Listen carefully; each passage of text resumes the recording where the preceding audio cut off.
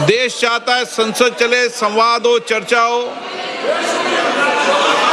और इसकी प्रतिष्ठा बनाने की जिम्मेदारी भी सामूहिक सबकी है। मेरा आपसे आग्रह रहता है हमेशा कि संसद की प्रतिष्ठा को मत गिरने दो। मतभेद हो सकते हैं, लेकिन संसद की प्रतिष्ठा को इस तरीके से तख्तियां, नारेबाजी से गिरना उचित नहीं है।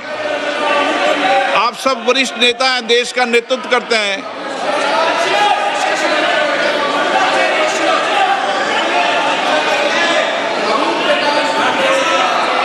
बालू जी, आप सीनियर लीडर हैं, मैं आपको अपने विचारों को व्यक्त करने का अवसर दूंगा। मेरा मत है कि प्रश्नकाल चलने दें। प्रश्नकाल के बाद आपको अपने विचारों को अभिव्यक्त करने का अवसर पर्याप्त दूंगा।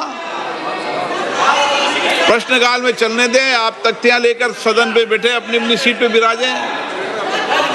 आप सदन नहीं चलाना चाहते, मेरे बार बार आग्रह करने के बाद भी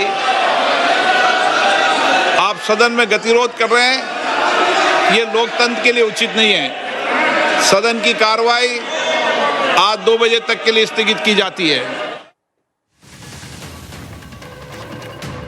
तर लोकसभेत विरोधक आज पुन्हा एकदा आक्रमक झालेत। खरं तर संसद अधिवेशनाचा आता अगदी 2 दिवस उरलेले आहेत आणि अजूनही विरोधक त्यांच्या आक्रमक पवित्र्यात कायम पाहायला मिळत आहेत।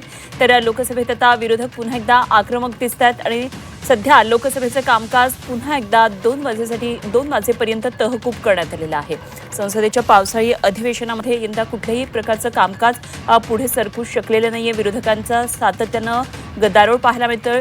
विद्यार्थ्यांवरचा लाठीचार्ज या संदर्भात गृहमंत्री अमित शहा यांनी लोकसभेमध्ये येऊन निवेदन करावं, या प्रश्नांना उत्तरं द्यावीत अशी विरोधकांची मागणी आहे। त्यामुळे आता अमित शहा लोकसभेत आज तरी येतात का हे पाहायचं आहे।